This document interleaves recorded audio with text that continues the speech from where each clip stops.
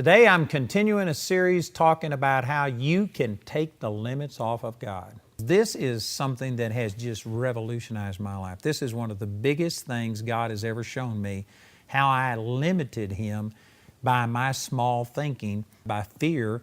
I was talking about a fear of failure and a fear of people, a fear of man. And today I'm going to start talking about how that one of the ways that I limited God was by a fear of success. Now, a lot of people don't relate to this. There's a lot of people that think there's nothing to fear in success. Man, success means more prosperity, more acceptance, more influence, more all of these things, and they think all of this is wonderful, and they just don't have any fear of success at all. But I did. This is taken from what God spoke to me January the 31st, 2002, and I tell you, it has revolutionized my life and ministry and the impact that I'm making on people. It has been huge.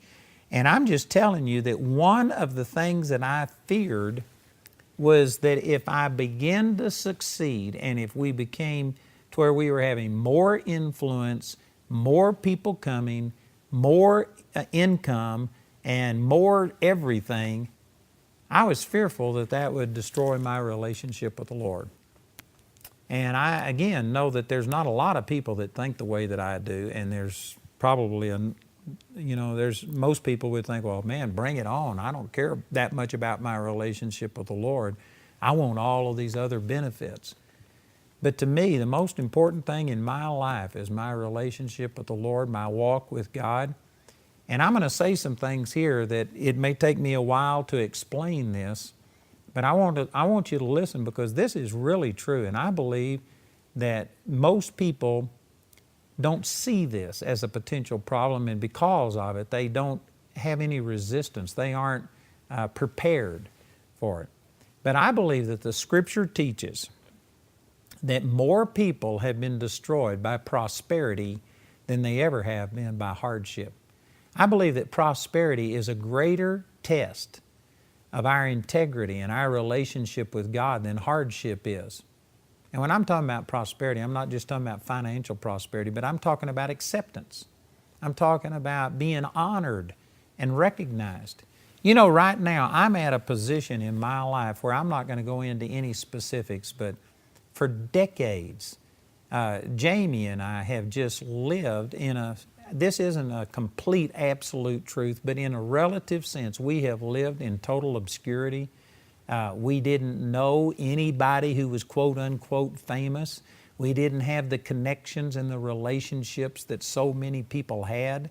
And we have just lived in a way that honestly, it was our relationship with God that sustained us. We didn't have a mentor. We didn't have people supporting us and helping us.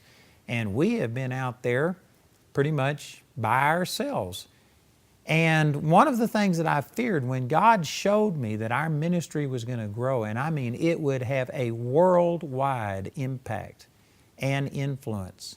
I have gotten to where I can handle criticism and I can handle persecution and rejection because I've had so much practice at it. But it's hard to handle this acceptance. I don't know how to act sometimes. And it's startling to me. It's surprising to me, the honor and the things that God has been giving us. And this is one of the fears that I had. Verse 18 says, pride goes before destruction and a haughty spirit before a fall. This last week I used Saul as an example, and it says in 1 Samuel chapter 15, verse 17, Samuel told Saul and said, when you were little in your own eyes, then God promoted you and exalted you. But then you got lifted up with pride and you came into destruction. And you can just replay this through. He was sleeping during the day. He was so prosperous. He could send his generals to go fight his battles. He wasn't doing what he was called and anointed to do. And you know what? During prosperity, during success, David walked away from the Lord. And this is where he committed adultery with Bathsheba and murdered Bathsheba's husband. Now, to David's credit, when he was confronted with it, he repented. God restored him.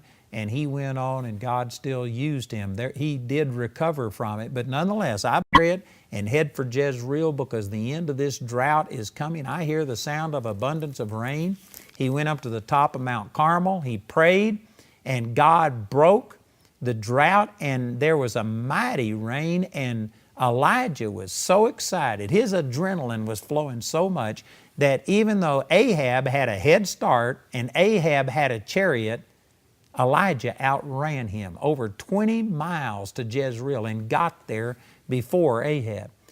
You see where Jezebel heard about how he had killed the 850 prophets of Baal and the prophets of the grove, and she sent him a note and said, God do so to me and more also